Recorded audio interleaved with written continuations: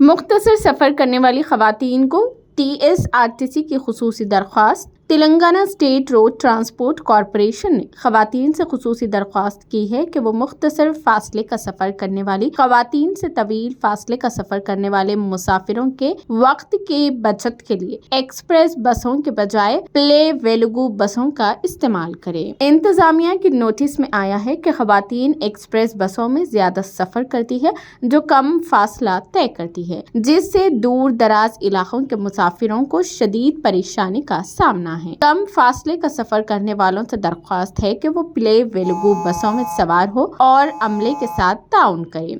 उसके अलावा कुछ ख़वातीन अमले पर दबाव डाल रही है कि वो बसों को इजाज़त शुदा मराहिल के बजाय दरमियान में रोक दे, उससे सफर का वक्त बढ़ जाता है। इसके बाद एक्सप्रेस बसों को सिर्फ इजाज़त शुदा मराहिल पर रोका जाएगा। TSRTC की इंतजामिया अमले से अपील कर रही है कि वो दूर दराज इलाकों से आने वाले मुसाफिरों को तरजीह दे।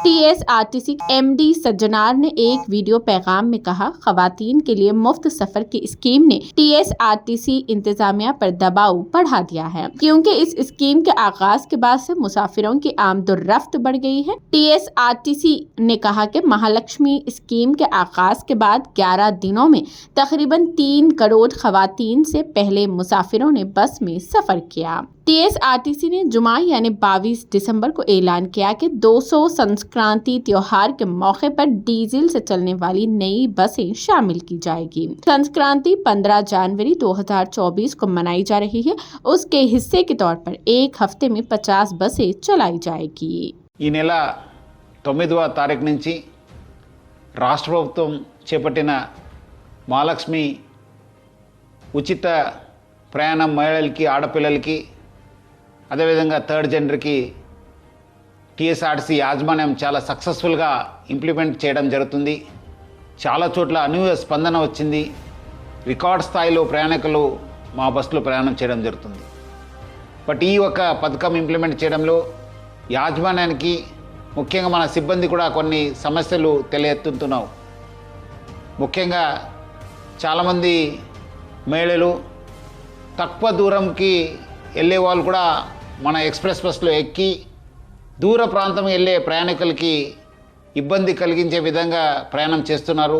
వాళ్ళందరూ కూడా నా తరఫు నుంచి, యాజమాన్య తరఫు నుంచి కోరుతున్నాను, మీరు తక్కువ దూరంలో వెళ్ళే వాళ్ళైతే వెలుగు బస్సులో ప్రయాణించాలని చెప్పి నేను మరీ కోరుతున్నాను. అదేవిధంగా కొంతమంది మహిళలు స్టేజ్ కాకుండా మధ్యలో రోడ్ మధ్యలో ఆపడము, లేదంటే ఎక్కడ కావాలో అక్కడ ఆపండి అని చెప్పి అడుగుతున్నారు. దీనివల్ల కూడా చాలా దూర ప్రాంతంలో వెళ్ళే వాళ్ళు కూడా చాలా ఇబ్బంది కలుగుతుంది. స్టేజ్ దగ్గర మాత్రమే మా బస్సు ఆగడం జరుగుతుంది. సో ముఖ్యంగా దీనివల్ల కూడా దూర ప్రాంతంలో వెళ్ళే వాళ్ళు, వేరే ప్రయాణికులు కూడా మేలు జరుగుతుంది.